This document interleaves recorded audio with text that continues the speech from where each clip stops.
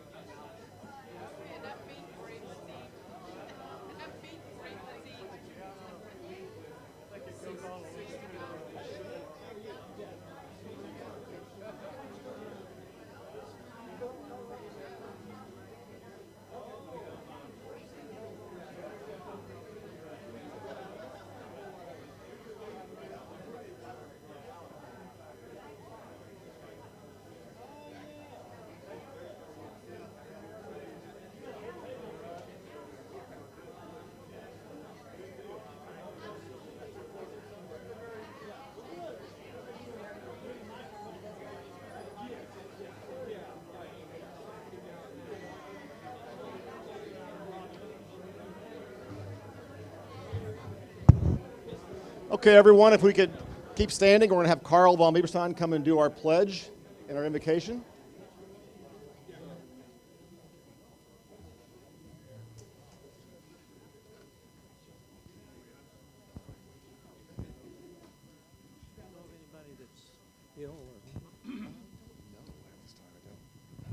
Howdy, Rotarians. Howdy. Oh, y'all sound like a room of Aggies. That's great. Yeah. Does anyone know of anyone that we need to be praying for today? Anybody got any news on any illnesses or what have you? Well, if not, let's go to the Lord in prayer. All-loving God, thank you for your many blessings and for giving us the opportunity as Rotarians to do good in this world. Continue to guide us in each of our communities to help others less fortunate than ourselves. On this special weekend, we also give you thanks and praise for mothers, young and old. We pray for young mothers who give life and count toes and tend to our every need. May they be blessed with patience and tenderness to care for their families and themselves with great joy. We pray for our own mothers who have nurtured and cared for us. May they continue to guide us in strong and gentle ways.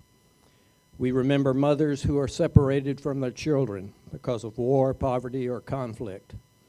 May they feel the loving embrace of our God who wipes away every tear. We pray for women who are not mothers, but still love and shape us with motherly care and compassion.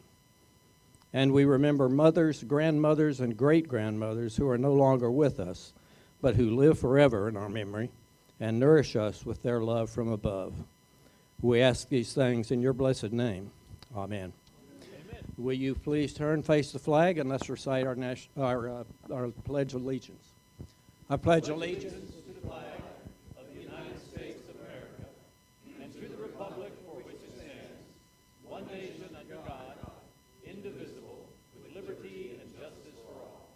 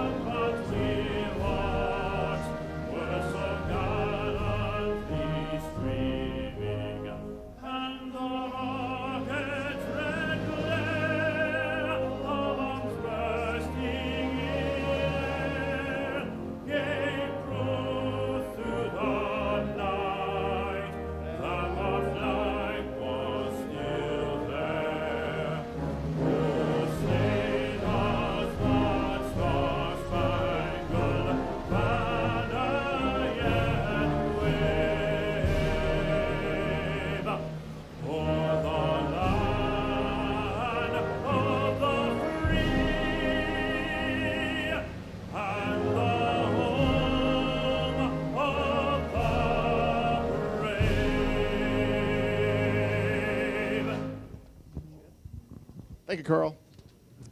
And now, it's time for Happy Bucks. Mr. Brady will come around with a microphone and ask, who has a Happy Buck? Anyone? Who has Happy Buck. a Happy Here we go. Buck? Kathy.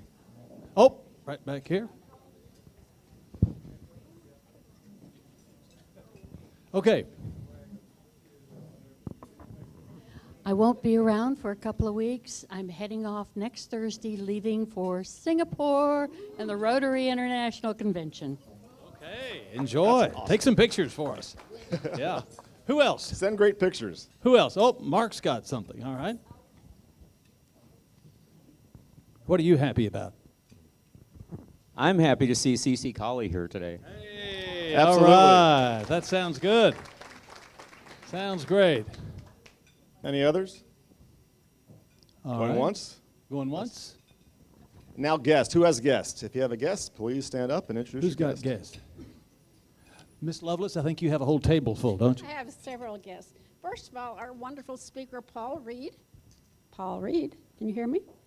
And David Kislak next to him, my former SMU student who has an incredible connection with Paul. David's nephew, Nick Kislak, who has just moved to Dallas.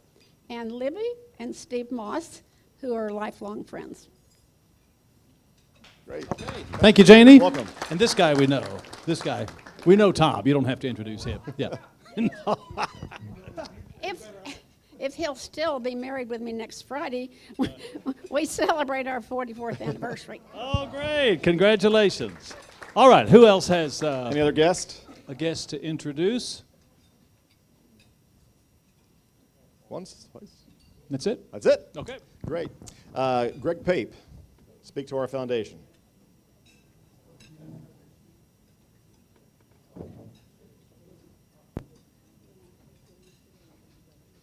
Thank you, sir. Thank you, President Jeff. Update on our foundation. The last day we can contribute and receive contribution credit for this fiscal year is June 30th. Okay? June 30th. May the 10th today. Got plenty of time, and appreciate those that have contributed. Thus far today, we eclipsed 30,000 in Rotary contributions. I'd like to thank the most recent contributions from some of our fellow club members, Lynn Berman, Tracy Gomes, Marilyn Hargrave, and Tiffany Richmond. Thank you very much to those Rotarians. Also, just giving us a quick review on the Rotary programs that provide funding to make the world a better place and making peace a priority. Want to remind us of the Rotary Peace Scholarships, which the Rotary Foundation funds.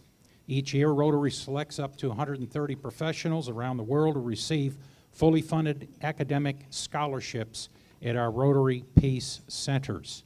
That's been an active program for the last 20 years. Also, regarding Rotary Youth Leadership Awards, RYLA, RYLA is a leadership development program for young people who want to learn new skills, build their confidence. Events range for these young adults from one-day seminars to week-long camps. Also, the Rotary Community Corps, which finds community solutions to community challenges. They unite Rotary members with non-members to make a positive difference. Rotary Youth Exchange builds peace. Students learn a new language, they discover another culture, and they truly become global citizens. The New Generation Service Exchange is a short-term, customized program for university students and young professionals up to the age of 30, and these participants can design exchanges that combine their professional goals with humanitarian projects. And grants. For 100 years, the Rotary Foundations has been turning grants into a reality. Our clubs receive funding support for humanitarian projects, scholarships, international exchanges. And then finally, scholarships. Rotary invests $7 million a year in our future leaders and philanthropists by funding scholarships for undergraduate and graduate study. Maybe this helps those that have not contributed yet. By listening to what Rotary is doing with our dollars, they're making a big impact, an important one, and it all comes down to an area, 7 areas of focus: water and sanitation, economic community development, maternal and child health, supporting the environment, basic education, peace and conflict, prevention resolution, and disease prevention. For 39 years, Rotary has been actively involved with the eradication of polio. And the world today is down to 2 countries that still have, where polio remains endemic: Afghanistan and Pakistan. And the keynote item that I picked up this morning, couple things, is that mobile phones and simple text messaging are becoming the keys to victory in the world's largest public health initiative, the world's largest, the eradication of polio. Rotary and its partners in the Global Polio Eradication Initiative are strengthening the lines of communication by giving cell phones to their health workers. A simple text message now can save a life. Community health workers across the nation have received more than 800 phones through a partnership with Rotary. The result is a collection of real-time information that officials can use to monitor and assess. Cell phone technology signals tremendous progress in the eradication program. Those are our updates. Plenty of time to still contribute to the Rotary International Foundation. We look forward to your contributions. Thank you. Thank you, Greg. And again, I just want to acknowledge Greg and his continued work. As you all know, Greg heads this up for our club. He's been doing this long after he was president of our club, so thank you very much. Now I'd like to call Eric Harrison come up to do our Marketplace Advertiser.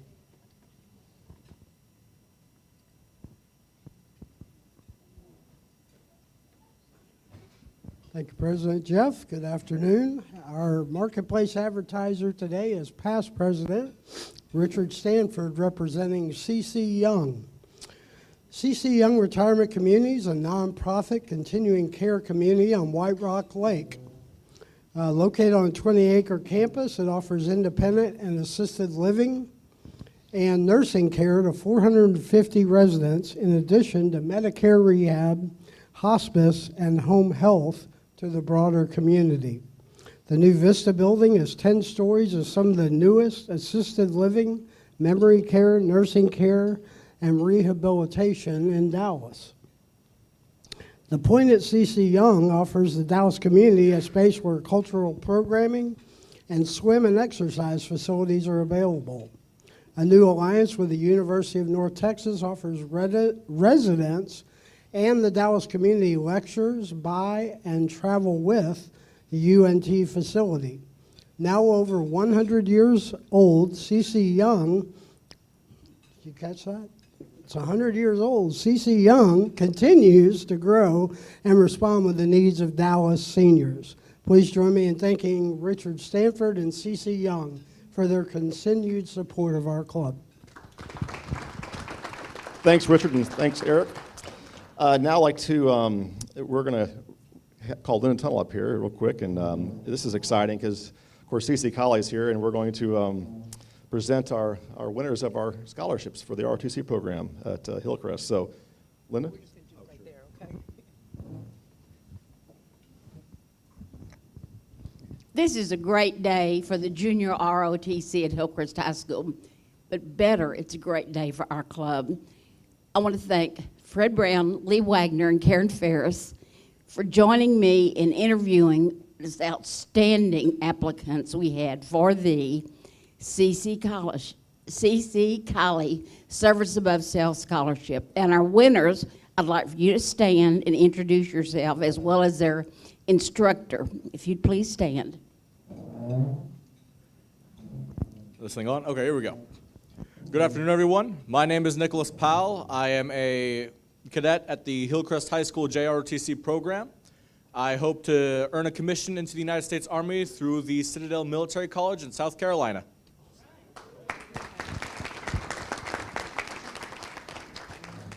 And my name is NAJAT SHAIBU. I'm a student of Hillcrest High School class of 2024, and I'm looking forward to enrolling in Midwestern State University to major in nursing to become an anesthesiologist. Thank you.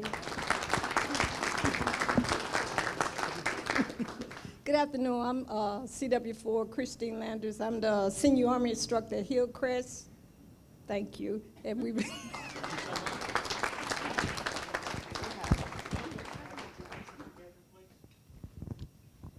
C.C., would you like to say something? Oh, yes. C.C., would you say something? There you are. Something. He never changed. I want to congratulate both of you. Thank you, sir. And you've chosen a great path, ROTC. Keep going. Yes, sir. I want to add that NAJAT is going to join the Air Force. She'd like to be in the Air Force using her skills. Thank you. Thank you very much, and truly, C.C.COLLIE is, let me get the picture. Okay. There we go. And I hope you understand C.C.COLLIE is very dear to our club, and you know, and truly this is an honor for all of us, so thank you. I'd like to now call on Pam Carvey.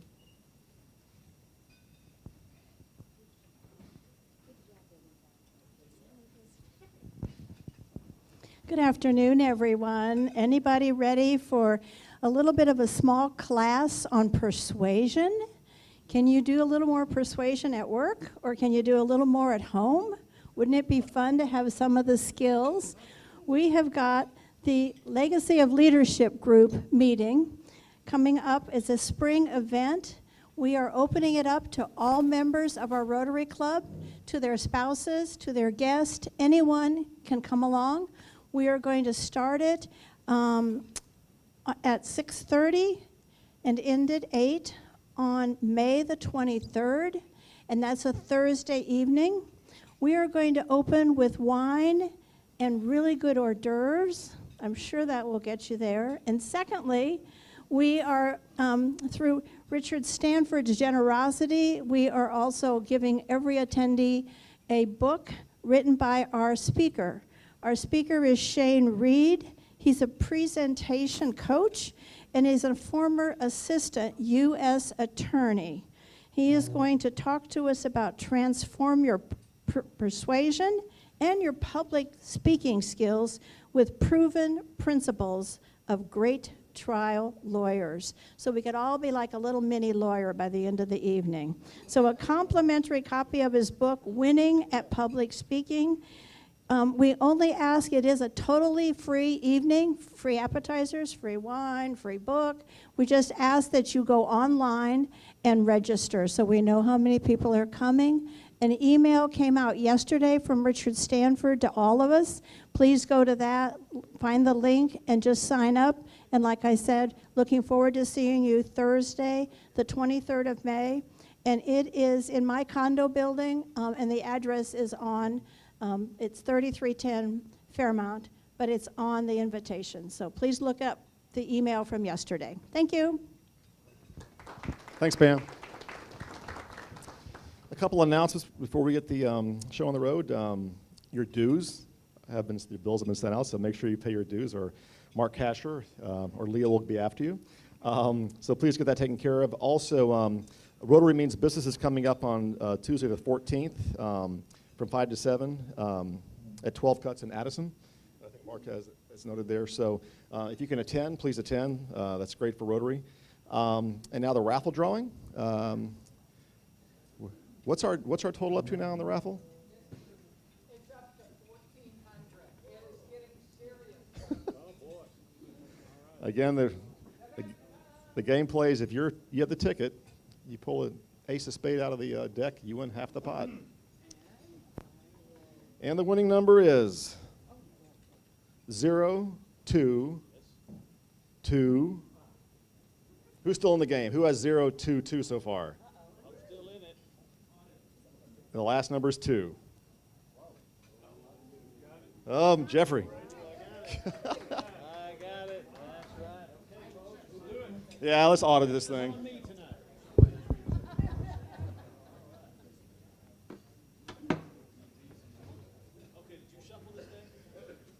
No, I didn't, but I'm assuming somebody did. That's fine. Pick a card. Okay, pick a card. Right here. Right here. Oh, so close. Oh. The odds keep getting better, guys. Thanks. And now if you have Janie Lovelace come up to the podium.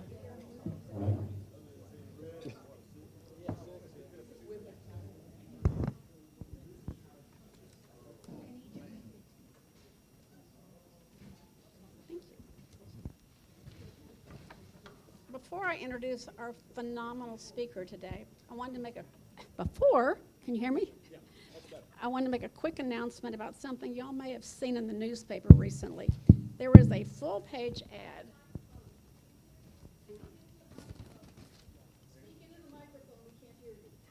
Oh, can you hear me now?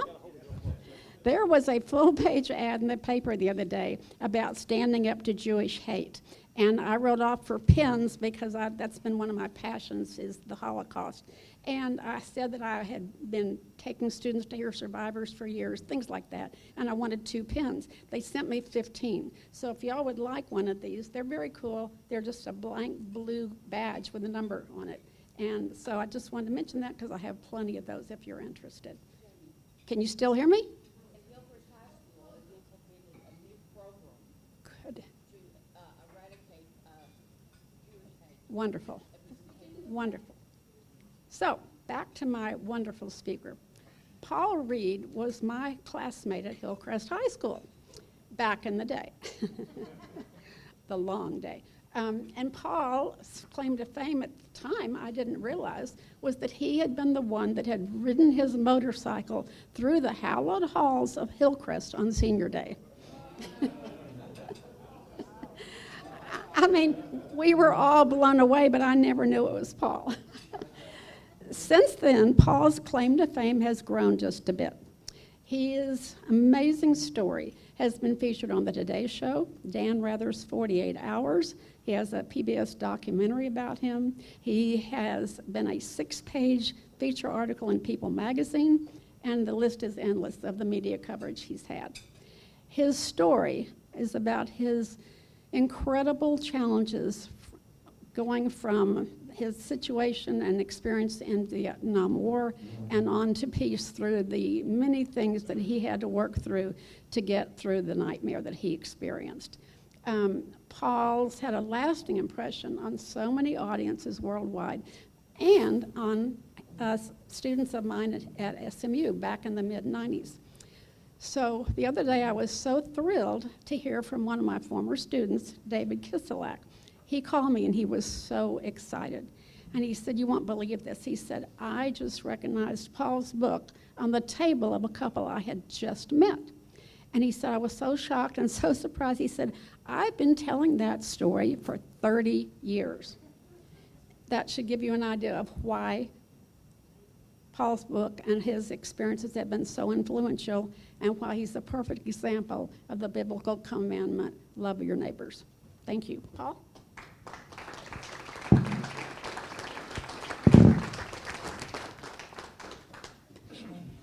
Thank you. Good afternoon. I didn't hear that. Last time I spoke to a group, it was standing room only. There were no chairs. Oh, where's my notes?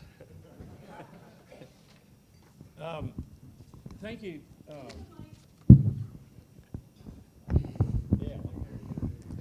Thank you, Janie, for that wonderful introduction. I ask you not to oversell me. I think she oversold me a little bit.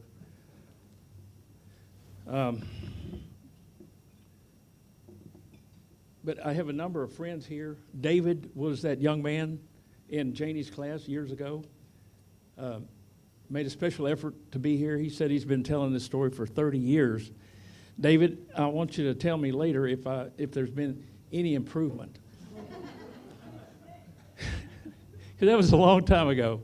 I have another friend named Barry Jordan here. He's from the Carrollton, Louisville Rotary Club. And my good friend Tom Brashear, he's in my Bible study class.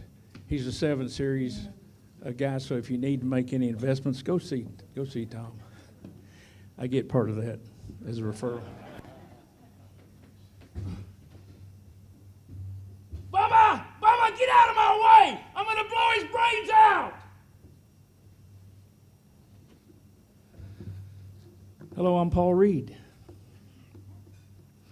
I'm a Dallas native. As you've already heard, I've graduated from Hillcrest High School. It's where I spent the 3 hardest years of my life, the 11th grade. During high school, my heart's desire was to become a United States Army airborne paratrooper. And so upon graduation from high school, I did just that. During that time, I served the nation in what was known by Americans as the Vietnam War, but to the enemies, it was known as the American War. By the way, this talk lasts about an hour, but I went out to the internet and I discovered that most people's attention span is only about 12 minutes. And Rotarians are even less than that. So I've got to hurry through this. You just bear with me. Janie said, "How long does this talk last?" I said, "Depends on how fast I talk." But during advanced infantry training, the DIs told us the best warriors were angry warriors. And they had all these little schemes and tricks to make us angry during training. And we got so angry, we even wanted to kill each other. True story. Unfortunately, that anger usually became permanent, and dehumanization of the enemy actually became part of our psyche. You know, they trained us actually how to hate the enemy and be angry toward the enemy. We never knew their names. We never knew anything about them. But yet we came out of training, we hated them. Most of us did, at least I did. In no uncertain terms, the enemies living on the opposite side of the world were different. They didn't worship God. They didn't value life. They appeared as humans, but were not human. They communicated via gibberish, had 2 legs, were bipedalers that walked upright, but most definitely were not capable of love, and above all, deserved to die. It's important to note much of what we learned was not official United States military policy, but we learned it from the guys coming back from Vietnam who had been tainted by combat in Vietnam. We picked up their belief systems, took it as our own. How many here have heard you don't volunteer for nothing? Do we have any prior military here? Yes, okay, well they know you don't volunteer for nothing, right?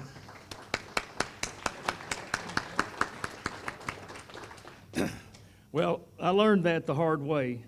After a year with the 82nd Airborne Division stateside, spit shining boots, polishing brass, and Inspector General inspections, I thought I could get out of it by volunteering for the airborne in Vietnam, but that didn't happen. During my 1 year with the 173rd Airborne Brigade in Vietnam, it was 10 months navigating a tangled, punji pit-riddled, burning hot Southeast Asian jungle where every insect, leech, malaria-infected mosquito, or snake was trying to kill you, while bipedalers were doing the same thing, but with AK-47s, SKSs, and RPGs. There was no electricity, no flushing toilets, no hot or cold running water, no TVs or cell phones, and no communication with anybody in the outside world except through snail mail letters, which took a week or 10 days to get home and a week or 10 days to get an answer. There was, however, jungle rot, crotch rot, bacterial infections, and viruses of all kinds, primarily malaria. Malaria-carrying mosquitoes sucked our blood, leaving many of us on the steamy jungle floor just in convulsions from heat. Nightly rain sent Agent Orange into the rivers and streams where we filled our canteens. That's right, I drank Agent Orange out of the rivers. It was floating on top of the rivers.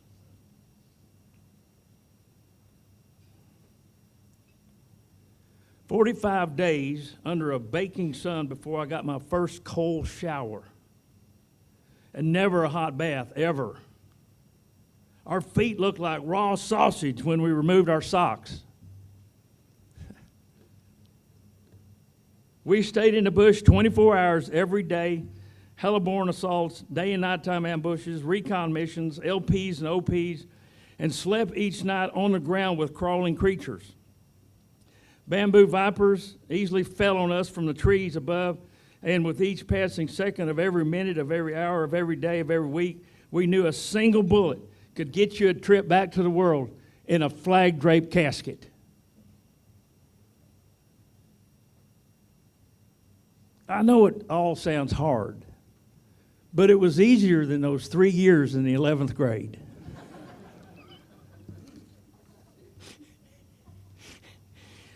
We were inserted via choppers near a suspected enemy position overlooking a huge valley and given the task of destroying the fortification.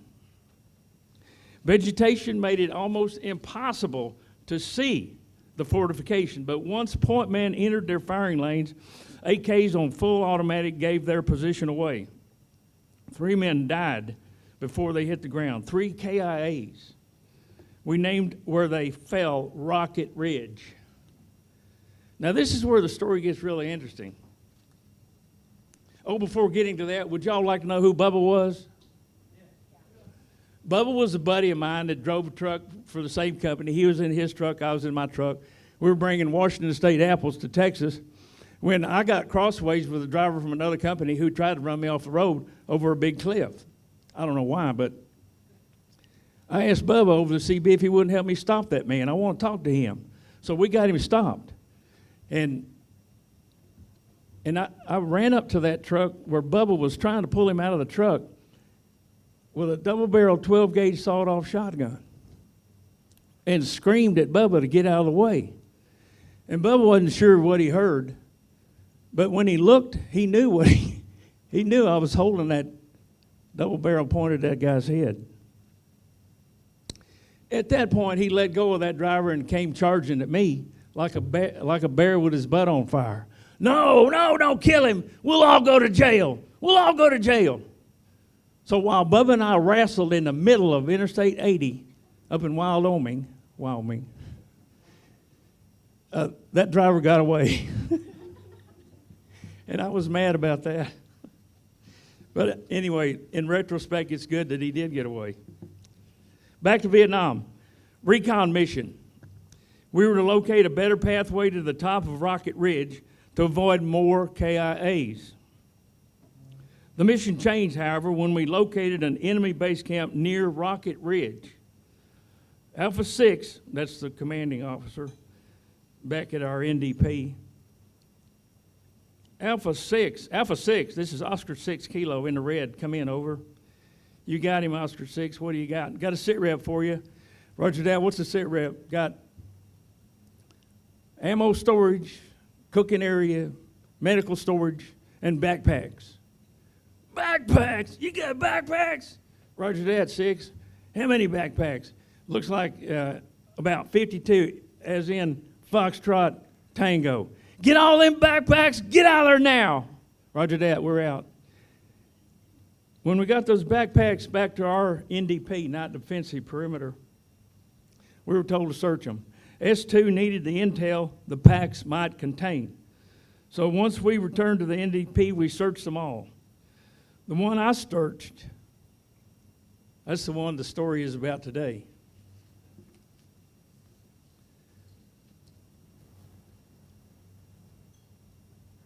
I just grabbed one. This pile was about 4 feet tall of these backpacks. Now, these backpacks were special because they'd been on somebody's back for 500 or 600 miles down the Ho Chi Minh Trail. So there was a book out. Do y'all remember that book, The Things They Carried? It was a fictional work. Do y'all remember that book? Well, it was about things American guys carried. But I was curious what Vietnamese guys carried, especially the enemy guys from the north. Anyway, I grabbed one of those packs, and why my hand went right to that particular pack, I got my own ideas about it, but I think my hand was guided to that pack. I grabbed that pack, threw it on the ground, opened it up, and there was 2 flags in there, and I thought, whoa, those are going to look nice on my wall at home, you know, and my lieutenant standing right beside me, he got one, and the commanding officer got the other. So I dug a little further, and there was a plastic bag in that backpack. And I held it up. It was almost transparent. You could see almost through it. But there were some photographs in there. There were some stamps and some money. I said, money and stamps? You mean they got a postal system here in Vietnam? Because don't forget, I just stayed in the jungle. You know, I never knew they had a civilization outside of the jungle. But you mean they got post office here and they use stamps and they got money system here and all that? And so, you know, he had to keep everything in plastic because it rained 2 or 3 times a day. And everything you wanted to keep dry, you had to keep it in a plastic bag. So that's why I was looking through this plastic bag, and inside looked like there was a little book that looked like a little journal. It was about 4 inches tall and about 2 inches across. So I dug in there and I got that book. And I opened it up, and the outside cover had some mud on it, but the inside was white paper, almost as white as his hair. You can laugh now. Almost as white as Barry's hair. Anyway, it was pristine on the inside. But what really got my attention and my eye was the handwriting on those pages. And it's not really handwriting, it's brain writing. Your brain tells your hand what to make. But we call it handwriting for lack of an understanding. You're looking at me funny. Okay, so the handwriting, brain writing, whatever you want to call it, this guy was an enemy guy. And all I knew was I hated him, and I was, we were trying to kill each other. But the handwriting in this particular book, as I flipped those pages, was gorgeous. I've never seen any handwriting that beautiful. And I couldn't read it. I didn't understand it. But there were some orders in there, looked like military orders, had a military stamp. I could see a name on there. Winvania was his name. Anyway, that handwriting was so beautiful. I decided to keep all that stuff. And instead of turning it in for S2 to look at it, I kept it. And I put it in a box, a C-ration box, that I made out of a C-ration carton. And addressed my parents' address on it here in Dallas. And handed it to a door gunner the next morning. Interestingly, one of my books is named The Healing Box. Named The Healing Box.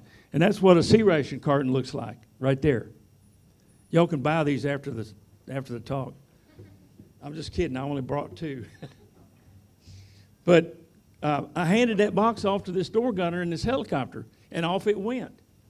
And 10 days later, my mother wrote me a letter, said, we got that box, what do we do with it? I said, well, just keep it for me till I get home. Fast forward 20 years, that was 1968. Here it is, 1988. I'm homeless. I'm penniless. I lost the home. I lost I had 12 acres in Parker County, Texas, with a beautiful home I built on it. I lost my job, lost my cars, lost my way of making a living, lost my family. I lost everything and went right down to the bottom of the ocean underneath whale poo-poo. Something very obviously came home with me from Vietnam, and I was suffering. The VA counselor called it PTSD. That stands for post-traumatic stress disorder. But I knew it by another name, post-traumatic Bubba disorder. The counselor said to talk about Vietnam so the trauma would become less and less of an issue. That made sense. So I practiced on my mother and father at the dinner table. Now, keep in mind, this is 20 years after the jungle. I'm homeless. I'd worked a number of years. I got in a fight up in Wyoming. Was going to kill a guy. I was angry. I was still angry. I was very angry after losing everything I had that I worked so hard for. But I was telling this war story to my parents over the dinner table. And all of a sudden, my mother says, wait a minute. She jumped up from the table and came back with that box I'd sent home 20 years earlier. I said, my gosh. She said, do you remember this? I said, of course I remember. Where's it been all these years? She said, it's been up in the attic. We forgot all about it. So I opened that box up, and there was everything packed just like I'd packed it in the jungle. Ecclesiastes 3:3 reminds us there is a time to kill and a time to heal. My time to heal had come. The tiny diary was inside the box. As I flipped its pages, my mom was looking over my shoulder, and she saw that beautiful writing in there. And she says, what does it say? I said, I don't know. It's written in Vietnamese. How am I going to know? She said, well, if it was me, I'd get it translated. Maybe there's something in there that can help you change your life for the better, and then you can write a book about it. Well, here's the book. Glory to those mothers on this upcoming Mother's Day. I wish my mother was still alive so I could thank her for that. What the translator found in the little book, I did not like it. He said the enemy he wrote in the tiny book was a good man. It was a family man, kind of an uncle figure in Vietnam. I wasn't buying it. I thought the Vietnamese translator was just trying to get me to think that Vietnamese are good people, and I wasn't buying it. Because you know that indoctrination, that'll last you forever unless you have some kind of intervention. In my heart of hearts, I believe the opposite as I learned in training. So I grabbed the translation and stormed out the door, vowing to never touch it again. Back home, I threw the translation up against the wall, and it landed on my desk at home, and I wasn't ever going to read it again, and it could stay there forever as far as I was concerned. Whew. That was one day until I became deeply depressed about being homeless and losing all of my earthly possessions. Good paying job, my land, a family. It was all gone, poof, just like that. And I had a good paying job back then.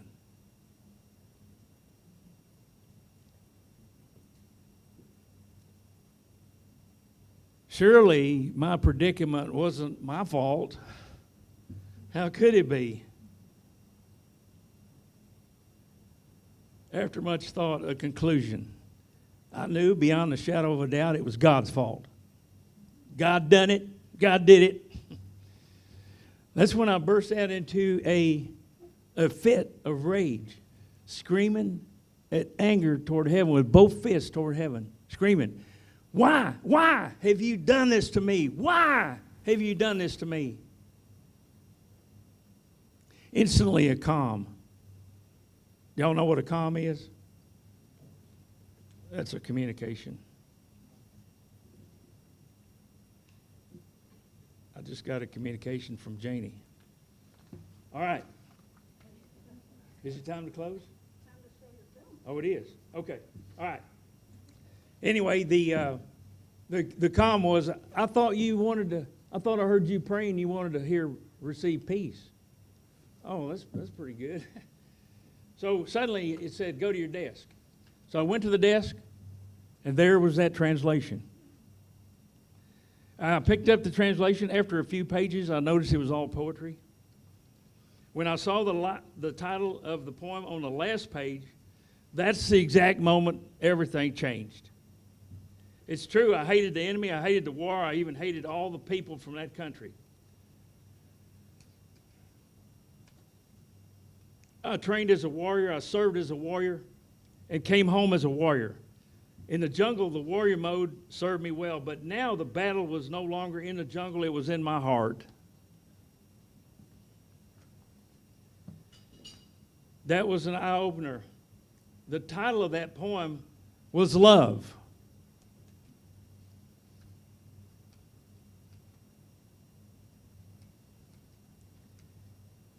You know, I didn't know the enemy could love.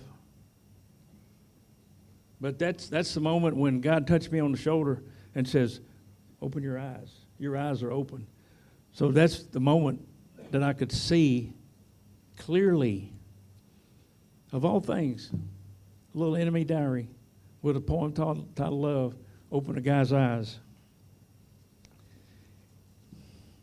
Anyway, would y'all like to see this guy that I'm talking about? Okay, we have a surprise for you. We have a video, and it's a 48-hour show. It lasts about 14 minutes, so enjoy. Still ahead. 30 years ago, Paul left an enemy soldier for dead. Now it was our job to search out and kill. But he had taken his diary. I could not believe what I was reading. Now, a remarkable discovery. Suddenly he's alive, and I was going to get to meet this person. Facing the enemy. That's next.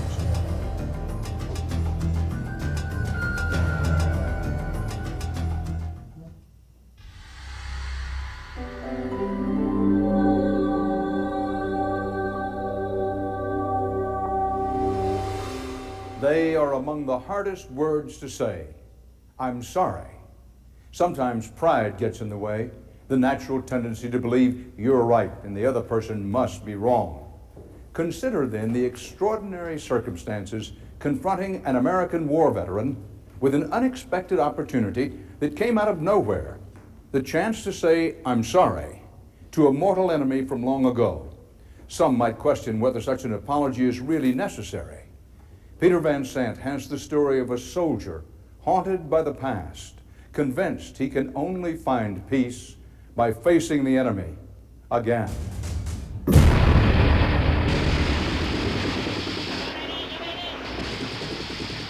I was trained to be angry. You gotta go. I was trained to be hostile. Emergency medevac, ASAP. I was trained to be mean. Vietnam, 1968. We went on search and destroy missions every day. Heliborne combat assaults every day, and that was our job, to search out and kill. Veteran Paul Reed remembers the horror that came with every day. I saw men, young men, 18, 19-year-old, volunteer to die. Just 19 himself, Paul volunteered for Vietnam as an Army sergeant during the bloodiest year of the war. They're just kids when they go over. Polly Baker is Paul's mother. This was the day he left for Vietnam. He was rather sad, don't you think? I saw a lot of dead soldiers on both sides. I had to handle dead soldiers on both sides. And that's pretty hard to take, all of your friends being killed right in front of you and you holding them while they die. If you manage to live, you're consumed by anger. That anger turned to hate? That anger turned to hate. In my opinion, they didn't deserve to live. They weren't humans. Matter of fact, I called them animals many times. After a year of combat, Paul brought that hate back home to Dallas, Texas. He just couldn't get along with people, anybody. He'd get a job and he'd get angry and quit. For more than 20 years, Paul went from one dead-end job to the next, from one failed marriage to another. Many of the combat veterans, family members, are casualties too. Paul's son, Silas, who's now 19, was one of them. He didn't want to be around anybody and couldn't handle any social situations at all. Even with you? Even with me. Paul was a truck driver when Silas was growing up and always on the road. I wanted another father, someone who would be there for me. Did you feel unloved during those years by your father? I felt unloved, most definitely. And that was tough. That was very tough. I was running from everything, myself, my relationships, especially the war. But in 1991, Operation Desert Storm has begun. while watching coverage of Operation Desert Storm, The war will be a tough one, as all wars are. Vietnam caught up with Paul. He was just glued to that TV every day, every day. Polly wanted her son to confront his war. She remembered that box of items that I'd sent home 20 years earlier. A box of war trophies Paul had collected after a brutal firefight in Vietnam. There were some stamps, some envelopes, photographs in there. And then there was this small book. It was a diary written by a North Vietnamese soldier that Paul was certain he had killed. I couldn't read it, but I remember saying, this handwriting is absolutely beautiful. Intrigued, Paul had the diary translated. Forget about everything. Calm yourself. Listen to the world speak. Love bears no grudge. I could not believe what I was reading. It was poetry. Poetry written by an enemy Paul had learned to hate and kill. How did reading those words change you? I saw myself in my enemy. I began to learn what made him tick. And those things were the same things that made me tick. And it broke my heart to know that on those search and destroy missions we went on, there were many people like this. Who were killed. Who were killed. People like Nguyen Van Nia, the North Vietnamese soldier who had written the diary. Paul believed that the only opportunity to find any kind of closure at all would be to return this to the family. Steve Smith of Seattle, Washington, is a documentary film producer. A veteran himself, Steve became interested in Paul's story when he learned about the diary. He didn't know, but assumed that Nguyen Van Nia had been killed in their battle. But in his search for Nia's family, Steve made a startling discovery. When Van Nia was alive. He decided to tell Paul on camera as part of his documentary. Well, there's no real easy way to explain this to you except just to come out and say it. I just said, when Van Nia is alive, and he wants to meet you. Wow. Man, that's incredible. Paul's reaction was pretty strong.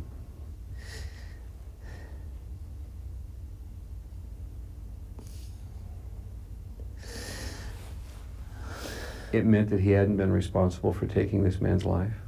Someone be giving this back to him. That's right. That's wonderful. Coming up on 48 Hours. He was going to meet this man who he had tried to kill and who he thought he had killed. Paul travels back to Vietnam.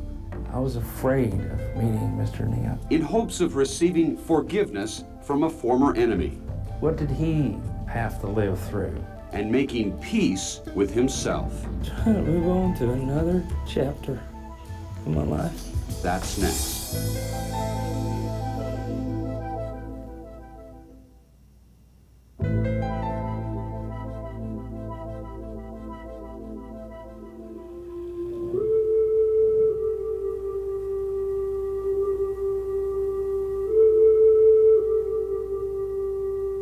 I was confronting some old feelings, and I didn't want to. I didn't want to face them.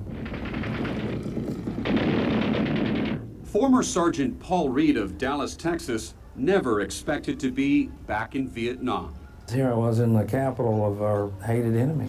And the man who wrote this diary, I believed he was dead for so many years. Was the last person Paul thought he'd ever see. But suddenly he's alive, and I was going to get to meet this person. This is Mr. Nia's house. Paul was on his way to meet Nguyen Van Nia, the North Vietnamese soldier he once believed he had killed. Ông Paul Reed. Translator says, Bác Nia wants you to meet ông Paul Reed. I'm very moved and I'm very pleased to meet you here. Nia invited Paul into his home to meet his wife and 4 children. You gotta help. I couldn't understand the kindness. Does she know that her husband and I fought on the battlefield and tried to kill one another? This is a document that has your name on it. I had everything that I'd taken from him. Here are pictures. And I brought them out one by one. I thought this was you. No, my friend. That's the sister of your friend. Pretty. Young man, girls give you their picture. And I saved the diary for the last. The diary that had shown Paul the humanity of his enemy. When I read Mr. Nia's diary, I realized that I didn't really hate the man from Vietnam. I hated what was on the inside of me. I just did not want to be that person any longer. What was his reaction when he laid eyes on this diary? He couldn't believe it.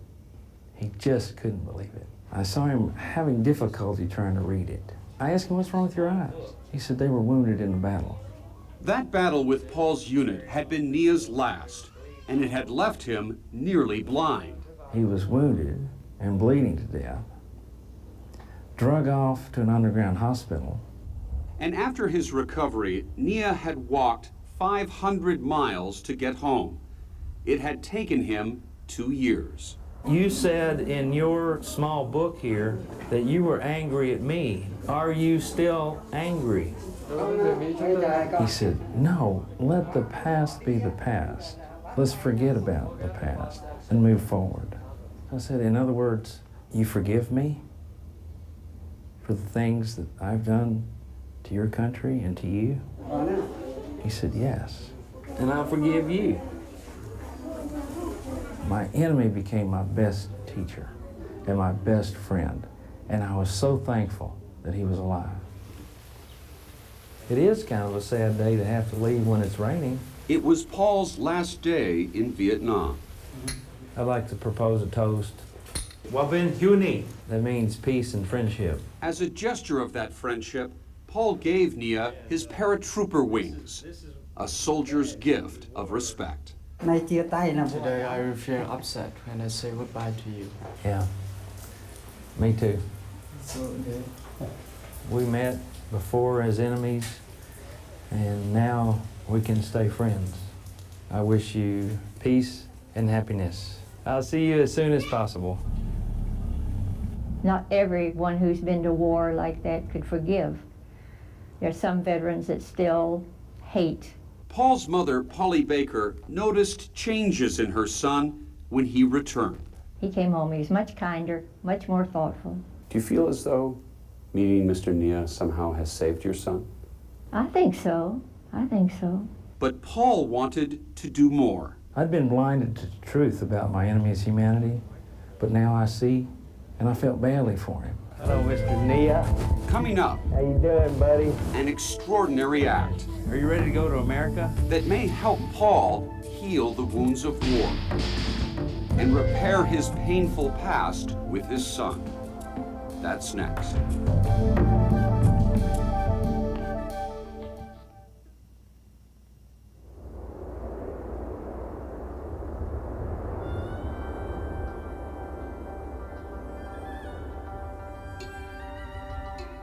It was extremely important for me to go back.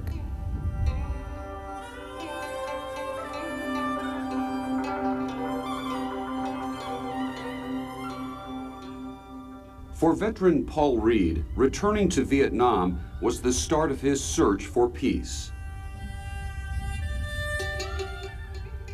I'd been blinded to the truth about my enemy's humanity, but now I see, and I felt badly for him. I wanted to do something to help him see. And that's exactly what Paul did. Hello, Mr. Nia. 3 years after his first visit with Wen Van Nia, Tell Mr. Nia he looks good. he came back to Vietnam. And this time, Are you ready to go? Paul was there to bring Nia to his home in Dallas, Texas. You paid for this? For a large part, yes. With help from other combat veterans, Paul had arranged for doctors to examine Nia, whose wounds from the war never healed entirely. He was wounded very severely. He had trouble seeing things. And Paul was desperate for doctors to restore Nia's eyesight. And they said that the damage is similar to that which would be caused by a bomb blast. The damage to Nia's left eye was irreversible. We see some of the degenerative changes in the retina. But there was hope that glasses There's a lot of prescription in there. would allow Nia to see The bottom is through his right eye. the right eye, on the other hand, looked pretty much normal. He can read it. He can read it. It's hard for him to believe, isn't it? He can see so good. By helping Nia see, Paul was also seeing differently. He's a changed person, and so am I, because of it. Paul's son Silas was once a casualty of neglect. I wouldn't call him a father before that. Finally, his father is back from the war. Now he really is a father figure for me, that'll be there for me always. I know that, and that's incredible. Look at him. There's hundreds of them. It's a prairie dog. I no longer have to run again. It's awesome. I no longer have to run for myself. Are you happy today? Yes. I found peace.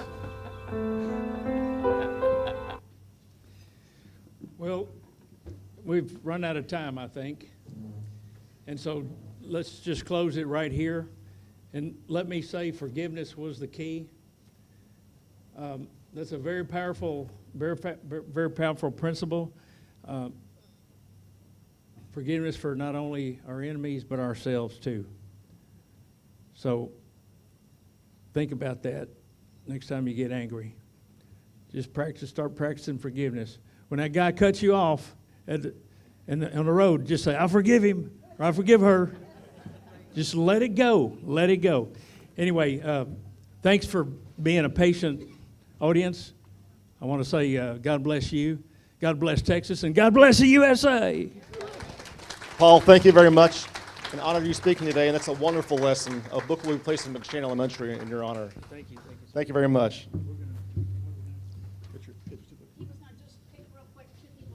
Oh, okay. You pick the first number. And what's the number? Let's see, the winning number here. So are these? Okay. 0190. There's one. If you have that ticket. 0190. And I have some tickets on the table right there. And then the second ticket number.